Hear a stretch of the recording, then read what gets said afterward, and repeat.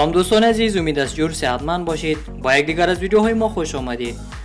شرکت الکترونیکی سامسونگ در یک برنامه ویژه از جدیدترین محصولات سال 2020 خود رونمایی کرد که این رونمایی شامل سامسونگ گلکسی S20 S20 پلاس و S20 Ultra میباشد. این محصولات جدید سامسونگ شما را به دنیای جدید کمره های هوشمند آشنا میسازد. سامسونگ گلکسی S20 Ultra یکی از عالی ترین و محبوب ترین گوشی های خانواده S میباشد. دوربین اصلی این گوشی از حسگرهای اصلی 108 میگاپکسلی، 48 میگاپکسلی و 12 میگاپکسلی الترا میباشد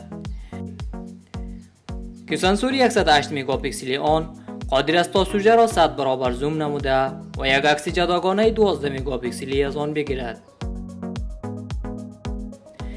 این سنسور 108 میگاپکسلی با تکنولوژی لرزشگری اپتیکال مجهز شده است و در نتیجه استاندارد تازه برای عکاسی در نور کم را تعریف کرده است. دوربین گلکسی S20 Ultra قادر است ویدیوهایی با کیفیت 8K ضبط کند که البته برای مشاهده آنها با کیفیت کامل نیاز به مانیتورهای 8K خواهد داشت. گلکسی S20 Ultra همچنین بزرگترین بطری را در میان خانواده S دارد. بطری 500 میلی امپیر ساعتی این گوشی از تکنولوژی چارج 45 واتی پشتیبانی میکند.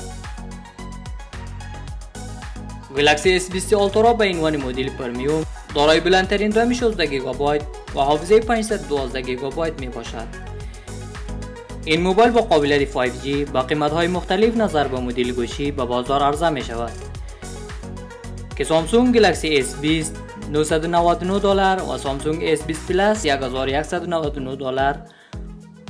و سامسونگ S20 Ultra $1399 قیمت گذاری شده است. دوستان عزیز، مدل دلخواه شما کدام یکی است؟ لطفاً با ما در قسمت کامنت شریک سازید و برای دیدن ویدیوهای بیشتر لطفاً سابسکرایب کنید. تا ویدیوی بعد وقت خوش داشته باشین.